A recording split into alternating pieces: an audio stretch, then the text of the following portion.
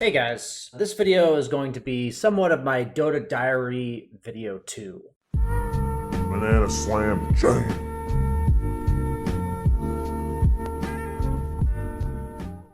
I've received a lot of comments from you guys. I've also had a lot of people come into my Twitch chat telling me that they really appreciated my first Dota Diary episode. And what I'm overall hearing is that you guys, just like me, do struggle with the mental aspect of Dota. I think that's no surprise, as Dota is just a very mentally taxing game. There's a lot of tilt, rage-inducing, anxiety-ridden moments that we all go through. So what I've decided to do is maybe every week or two, I'm going to release a video talking about some sort of mindset aspect of Dota that I've been dealing with, or that I have had a revelation about, or some dots that I've connected. Anything in that realm.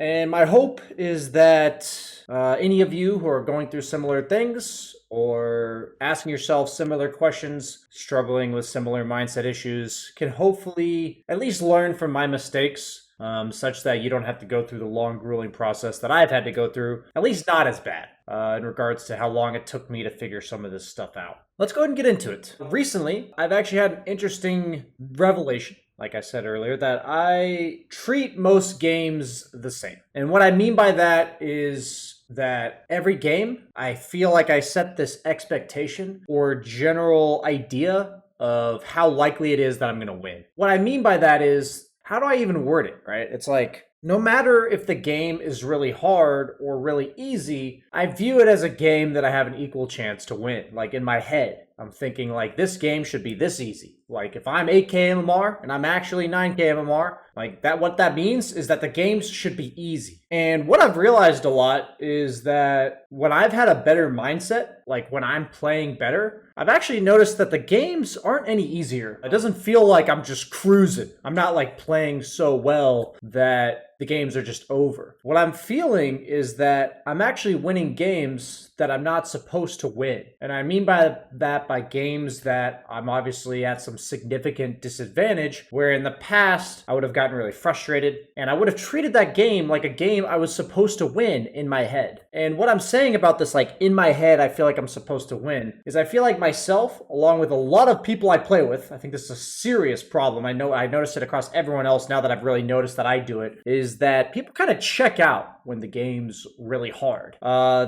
They can kind of like feel that the odds are against them, that they're probably not supposed to win this particular game, at least like, you know, according to statistics and probability that they're going to win the game. And the revelation that I had is that I'm a gambler. I love to occasionally go to the casino and play some blackjack and sometimes craps, but that's like neither here nor there. A lot of you may have no idea how these games work. But the reason why it made me think about these games is I do think the mindset, the addiction, the dopamine rush of Dota in terms of gaining MMR and losing it is very similar to gambling. If you've watched my Twitch stream, I've talked about this a lot. And if you go play blackjack at a casino, what you'll notice is that people, they have a general idea of how they're supposed to play. If the dealer has a below a 7 and I have a bustable hand, I stay. If they have a 7 or above, I hit if I don't have a 17 or above myself. This is like a very general rule that applies in almost every scenario. But the thing is that probably the most nightmarish hand you could tell any blackjack player is when they have their first two cards are a 16 and the dealer has a 10. Statistically, you are not supposed to win that hand. You are very unlikely to win that hand, as the dealer very well might have a 20, or even just a 17 or above, and it's very likely 2/3 of the deck is going to bust you if you try to hit. So the book itself says that you're supposed to hit, meaning that if you played that hand 1,000 times, that the most profitable way you could possibly play it would be to hit. But that is still going to lose you 80% of your hands. So what I've noticed is people kind of have this defeatist attitude where they feel like they're going to lose anyway, and they think something like, I've busted so many times, or like, I'm going to hit a 10, I'm just going to let the dealer play his hand. And what happens is they'll have their 16, they'll stay, the next guy gets a 10, so they're all happy that they didn't bust, and then the dealer just flips a 20, and they lose anyway. For anyone who's managed to follow along with me with this, is what I'm saying is people seem to be relieved that they didn't bust, but they still lost. They're like unwilling to go outside of their comfort zone they're afraid of risk when the net result is actually on average worse. Like they on average will lose more hands by staying than they will by hitting. And I see that in my Dota games where a lot of people they're losing and they think to themselves like I'm just going to play the game as normal and if I lose it kind of sucks. It was a shit game anyway. That's like probably the most iconic and repetitive statement that I have heard in my games. And the reason why I'm bringing this up as my like conversation of the week is that 2 games I played recently. I'll point out this Terrorblade game. If we look at the graph, after the 17-minute mark, we're about 80% to lose. Obviously, it's not the smooth ride to victory, but this is a game that I would 100% have gotten frustrated. I would have lost maybe 5-6 months ago. Almost certainly. But what I realized in the middle of the games when I'm playing these games is I'm not playing perfectly. I'm not some god. But I'm realizing that the game is hard and I'm attempting to adjust my items, adjust my play kind of like a dodge game, avoid fights until timings, try to like think outside the box. Because knowing like if I go normal items, if I play the map normally how a Terrorblade wants to play, if I just say fuck it, let's fight them, I'm gonna lose this game. Because these things that might normally work in a closer game aren't gonna work in a game where you're losing 80% of the time at 17 minutes into the game. And then I think of another game I played recently as Medusa, where this game got pretty ugly. Okay. My laning stage personally was absolutely atrocious, but about the 30-minute mark, we were 95% to lose the game. As my other 2 lanes did pretty decently, but after the laning stage, it just went like this. And this is a game where the only way we were actually going to win was that the opponent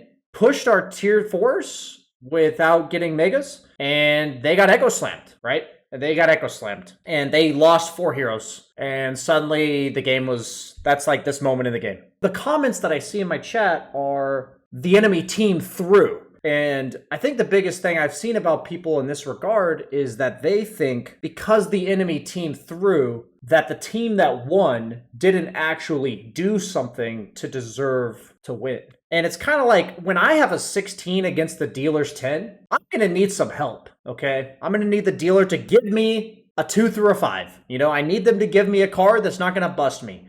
And then I need them to not flip a 10 or an ace. And I need them to then have a lower hand than I do. Basically, I'm at the hands of the dealer flipping the cards, and the game is no longer in my control at that point. And there's a lot of situations, just like in that blackjack hand, where in Dota games, you're not actually in control of your own fate. What that means, though, is that I've started to think that those moments are actually super important that you play perfectly, or at least close to perfectly. Because part of messing up in Dota is not just the opponent messing up. It's you being ready for them to mess up. So like when I'm losing in Dota games, what I've started thinking about is, okay, we're losing. You know, the opponent controls 80% of the map. The opponent can do whatever they want up until this time. They can push my high ground, but they can't dive my teammates at tier 4s. Like, I draw the line somewhere where I know the opponent has an advantage, but I imagine that advantage can only go so far. And I've noticed that when I start to think about that kind of thing, I'm being smarter about when I TP to fights. I'm being smarter about capitalizing on opponents stepping out of position.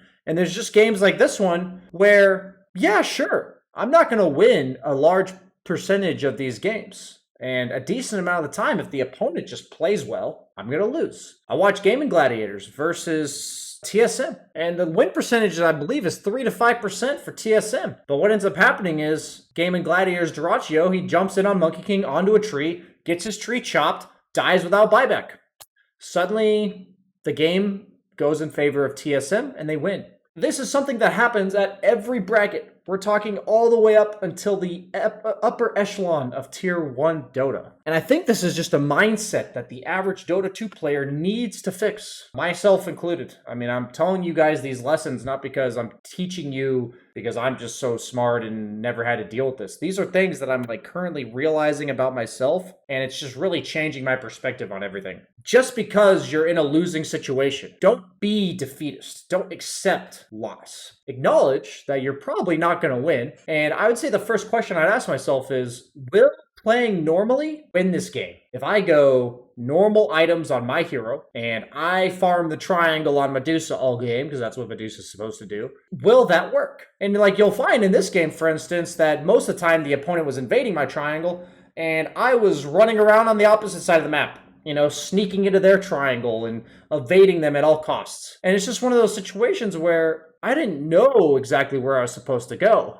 but I knew that if I tried to do the normal thing, the opponent is pretty good players, they're invading my triangle, they're not going to let me do that. It's not going to work. So my message to each and every one of you is that stop being so afraid of losing that minus 30. Stop being so afraid of losing your $10 bet on that 16 against a 20 in blackjack. You're likely going to lose certain games. You're likely going to lose certain hands. This analogy, this connection that I'm drawing is that not every game, not every hand is created equal. If you have a double down, 11 against a 6, don't be afraid to get more money out of that hand, to win more. If you have a game that you're 95% to win, close it out. Don't get complacent. The whole idea of what I'm seeing in these graphs is that if I'm 95% to lose, if I can manage to win those games 8% of the time, I'm gaining MMR.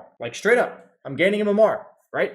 Because of every game, the percentage of me winning ends up being actually higher than Dota Plus tells me I'm doing better than the average player in my bracket, as well as what the algorithm would expect from somebody in my position. And that's what it takes to gain MMR. Fact is, you're going to come out of some laning stages where you're owning. You're going to come out of some laning stages where you're just absolutely demolished. And how often you secure those easy wins and how often you come back from those incredibly grim-looking losses, or likely to be losses, is really what defines your MMR. I want to reemphasize one last time that when I'm playing better, I don't feel like my games are easier. I just feel like I win maybe 1 out of 5 games that I don't feel like I should win. And that nets you positive MMR. It's really as simple as it gets. Those are the games that really define whether or not you're going to climb. But yeah, guys, thanks for watching. I hope you learned something from this video. This is Dota Diaries /mindset video number 2. Please leave some comments in the comment section. Let me know what you guys think.